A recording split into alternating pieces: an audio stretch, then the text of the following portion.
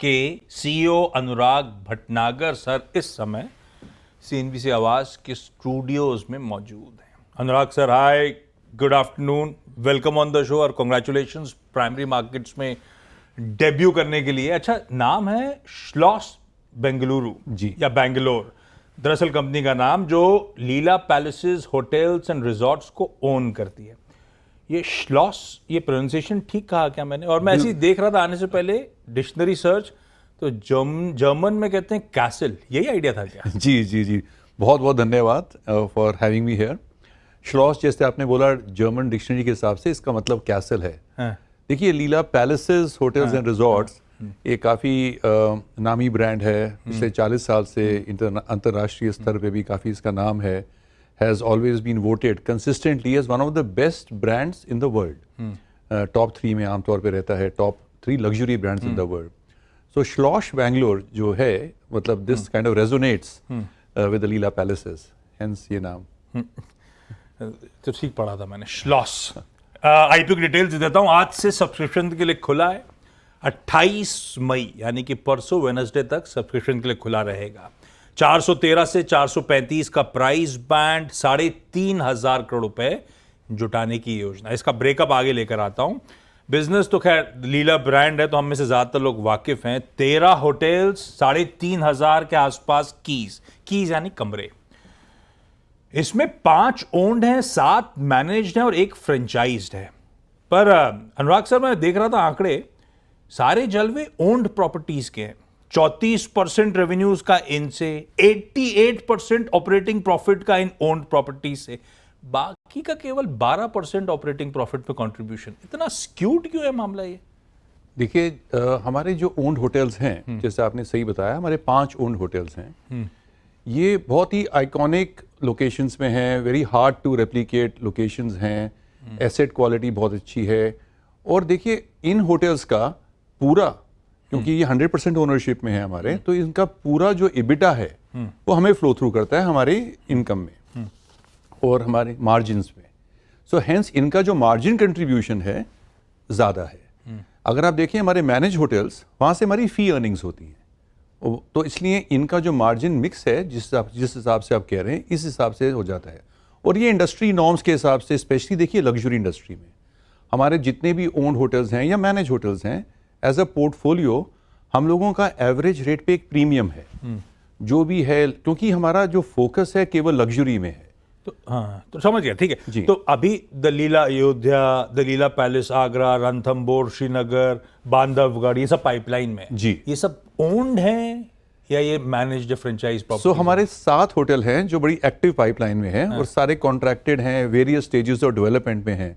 इसमें से 5 होटल, मतलब आउट ऑफ 678 कीज जो हम लोग, जैसे आपने बताया, कमरे जो हम बना रहे हैं, उसमें से 475 हमारी ओनरशिप में है। आगरा, रणथंबोर, बांधवगढ़, अयोध्या और 2 हमारे होटल श्रीनगर डल लेक के ऊपर 13 एकड़ के ऊपर, और 2 होटल्स हमारे मैनेज में हैं। जैसे लीला का रेजिडेंसेस आ रहा है बॉम्बे में, लीला सर्विस रेजिडेंसेस, और दूसरा सिक्किम में बहुत ही खूबसूरत लोकेशन पे 17 एकड़ के ऊपर पहाड़ी पे द लीला सिक्किम आ रहा है। तो ये दोनों हमारे मैनेज्ड हैं। तो मतलब लार्जली मैनेज नहीं, ओन्ड होने वाली हैं, तो ये सीधे पर्कुलेट हो रहा होगा बढ़िया ऑपरेटिंग मुनाफे में भी। जी, क्योंकि इसका पूरा फ्लो थ्रू जो है वहीं जाता है। अच्छा, 3,500 करोड़ रुपए मैंने कहा था रेस करने की तैयारी, 2,500 करोड़ रुपए उसमें से फ्रेश इशुएंस है, 1,000 करोड़ रुपए का ओएफएस है। तो पहले जो 2,500 करोड़ रुपए हैं, ये पूरा का पूरा लार्जली सारा अमाउंट डेट रीपेमेंट या प्रीपेमेंट में जा रहा है। तो इस समय ग्रॉस डेट हमारी बुक्स पे कितना है? हमारा देखिए ग्रॉस डेट है करीब 3,900 करोड़। और जो हमारा नेट डेट है, क्योंकि because of a balance sheet, because of the cash sitting in our books, इस करीब 2,600 करोड़ हमारा एडजस्टेड नेट डेट इतना है। तो जो प्राइमरी प्रोसीड्स हैं जो आईपीओ की, that will go in debt prepayment and repayment as you said. उसके बाद हमारी कंपनी ऑलमोस्ट नेट जीरो हो जाएगी डेट में। नेट, क्योंकि हमारा देखिए 2,300 crore from the primary raise will go in debt servicing. दूसरा जो ओएफएस आ रहा है जी, अब एक तो प्रमोटर्स, इस केस में ब्रुकफील्ड है, 100% से रिड्यूस करके 76 पे क्यों छोड़ दिया? शेबी के थ्रेशोल्ड पे 75 ही ले आते, या फिर डायल्यूशन होगा इसीलिए अजम्पशन लेके चल रहे हो? दूसरा, क्योंकि ब्रुकफील्ड है तो हमेशा जहन में एक बात रहती है, फाइनेंशियल इन्वेस्टर बैठा हुआ है, इवेंचुअली ऑब्वियसली ओवरहैंग रहेगा, एक बार लॉक इन खुलेगा, ब्रुकफील्ड इन कैश करने आएगा। ब्रुकफील्ड का आइडिया तो यही था जब लीला को एक्वायर करा था एनसीएलटी के थ्रू कि इन कैश करेंगे इसको, तो ये हमेशा ओवरहैंग रहेगा क्या? देखिए, ब्रुकफील्ड के बारे में तो खैर हमारे प्रमोटर हैं, और अगर मैं आपको एक ग्लोबल लेवल पे लेके जाऊं, ब्रुकफील्ड एक long term investor and promoter हैं। उनकी वजह से हमें access to capital, access to expertise, access to global compliance वगैरह का भी हमें अनुभव होता है, प्लस हेल्प मिलती है।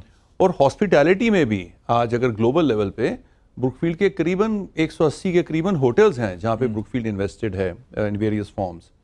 तो देखिए, जो आप ओवरहैंग की बात कर रहे हैं, Brookfield is the long term, as they say in their words, मैं उनके बिहाफ पे बोल रहा हूँ, लॉन्ग टर्म पेशेंट कैपिटल।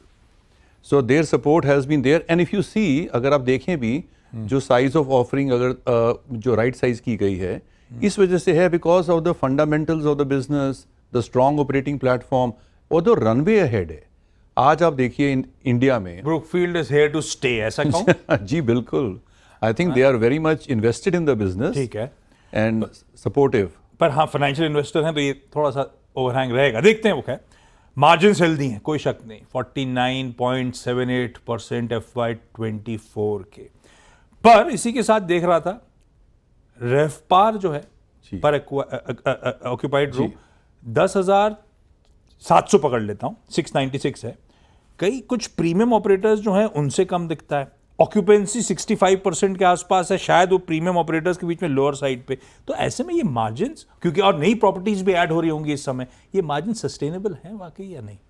देखिए, आपके दो पार्ट्स हैं सवाल के। पहले तो मैं आपको मार्जिन पे आता हूं, और पहले मैं आपको रेफपार के बारे में बताता हूं। देखिए, रेफपार जो है, जैसे आप जानते हैं, is an algorithm of both occupancy and ADR. हमारा जो रेफपार प्रीमियम है थर्ड पार्टी डेटा के हिसाब से करीबन 40% ज़्यादा है। पर वो रेफपार तो लिखा है 10,696। देखिए, वो है, मैं आपको बताता हूं, जो बाकी कंपनीज का मैं इसलिए नहीं कह सकता क्योंकि उनके जो रेफपार में वो तो लिस्टेड है, इसलिए मैं देख के बता उन्हीं रहा प्लस इंटरनेशनल होटल्स की मिक्स और मिश्रण हो सकता है। इंटरनेशनल होटल्स के जो आप जानते ही हैं, जनरली इंटरनेशनल होटल्स के इंडिया से कहीं गुना ज़्यादा उनका मतलब revenue in the sense average daily rate होता है। तो रेफपार प्रीमियम हमारा जो इंडिया में है वो इस प्रीमियम पे है 40%। दूसरा, जो आपने मार्जिन की बात करी, हमारा मार्जिन डेफिनेटली इंडस्ट्री लीडिंग है और सस्टेनेबल इसलिए है क्योंकि हमने कोविड के बाद हमने कुछ इनिशिएटिव्स लिए पिछले 4-5 साल में। हमने एक तो अपने कॉस्ट स्ट्रक्चर को रैशनलाइज किया, दूसरा हमने एफिशिएंसीज लेकर आए, तीसरे हमने अपना कैपेक्स को यूज़ किया अपने ओपेक्स को राइट साइज करने के लिए, जैसे कि हमने विंड मिल्स पे इन्वेस्ट किया। आज की दिन में करीबन 51%। तो ये मार्जिन बेसिकली मोटा मोटी सस्टेनेबल है, ऐसा सस्टेनेबल है जी, बिल्कुल। क्योंकि अच्छा, हम लग्जरी साइड में ऑपरेट करते हैं जहाँ पे है इंटेंस कंपटीशन सबको, क्योंकि वही स्पेस सबसे अट्रैक्ट, चाहे रियल एस्टेट हो चाहे होटल इंडस्ट्री, सबको वही सब पसंद आ रहा है। तमाम होम ग्रोन प्लेयर्स हैं, इंटरनेशनल चेन्स हैं, कोई हयात, कोई मैरियट, ऊपर से जो कहते हैं ना बिजनेस ट्रैवल, वो स्ट्रक्चरली कहा जा रहा है ऑन द वे डाउन है। ऐसे में वो होटल इंडस्ट्री का जो बेस्ट समय था पोस्ट कोविड, वो खत्म है क्या? आगे थोड़ा चैलेंजिंग समय है, वो ग्रोथ मेरे हिसाब से कंटिन्यू हो सकती है? जी, मेरे हिसाब से तो अभी अच्छा शुरू हो रहा है। एक मतलब मेरे हिसाब से वेरी लॉन्ग टर्म। वैसे भी मैं ट्रैवल नहीं कर पा रहा, इतने महंगे कपड़े रख रखे हैं आप लोगों ने, अभी और बढ़ना है क्या? देखिए, मैं आपको बताता हूँ, 2-3 फैक्टर्स हैं। एक तो, and I can only comment on the luxury और थोड़ा इंडस्ट्री एट लार्ज। लग्जरी में अगर आप कोविड के बाद देखें, 2-3 चीज़ें जो परमानेंट रीसेट हुआ है, और ये सारे डेटा पॉइंट्स अवेलेबल हैं। एक तो कंज्यूमर बिहेवियर परमानेंटली चेंज हुआ है हमारे गेस्ट का, they are travelling more, they are spending more, you only live once kind of एक फिनोमिना आ गया है, हम देख रहे हैं अपने कंजम्पशन पैटर्न से। दूसरा, अगर आप इंडिया को देखें, हॉस्पिटैलिटी और GDP is very closely correlated, और जैसे ही पर कैपिटा इनकम बढ़ती है तो सबसे पहले तो जो अच्छे दिन बचे हैं, अच्छे दिन बचे। और तीसरी चीज मैं कहना चाहूंगा, मतलब ऐसा नहीं मानो ना कि ये ब्रुकफील्ड पीक पे इन कैश कर रहा है, नहीं सर, बिल्कुल नहीं। और देखिए, अगर आप सप्लाई साइड देखें, एक लग्जरी होटल खड़ा करने में, बनाने में जो कैपिटल की, एक्सपर्टीज की, एक सर्विस डिजाइन की परफेक्शन की आवश्यकता होती है, उसको करने के लिए बहुत ही एक्सपर्टीज। एक कंसर्न और है, समय खत्म हो रहा है, नए होटल्स की पाइपलाइन आ रही है जी, थोड़ा सा ग्रोथ ठंडा पड़ेगा, नए होटल्स इनकैश करने में थोड़ा टाइम लगता है। जो ईवी पर की आप लोग डिमांड कर रहे हो, एनालिस्ट कई सारे मान रहे हैं कि बहुत ज़्यादा टेबल पे हमारे लिए कुछ छोड़ा नहीं है आपने सर। ऐसा है क्या? देखिए अगर हम देखिए हमारी कल परसों ही हमारी एंकर बुक क्लोज हुई है जिसमें सारे वर्ल्ड वो के तो फ्लश विद फंड्स है, वो तो ढूंढते हैं मौके। नहीं देखिए इवन अगर मैं आपको इन्वेस्टर्स के हिसाब से बताऊं, आज जो हमारे होटल आ रहे हैं हर लोकेशन, जैसे हमारा एक प्रिंसिपल रहा है, हम उसी लोकेशन पे होटल खोलते हैं और उसी जो कि एक बहुत ही प्रोमिनेंट लोकेशन है, वो एड्रेस वहाँ का टॉप एड्रेस है और जहाँ बहुत ज़्यादा Justified डिमांड है ये भाव, ऐसा कह रहे हो आप? आप देखिए ये मैं भाव का जस्टिफिकेशन तो मार्केट डिसाइड करेगा और मेरे हिसाब से हम परफॉर्मेंस के बारे में मैं कह सकता हूँ जो पिछले कुछ सालों में हुई है। देखिए लीला ने जो अपना 4-5 साल में किया है in terms of margin, in terms of premium, और देखिए लास्ट चीज हमारा जो एक गेस्ट का फीडबैक मैकेनिज्म है थर्ड पार्टी हाईएस्ट है, 85% है the guest satisfaction score. The Leela, ठीक है अनुराग सर।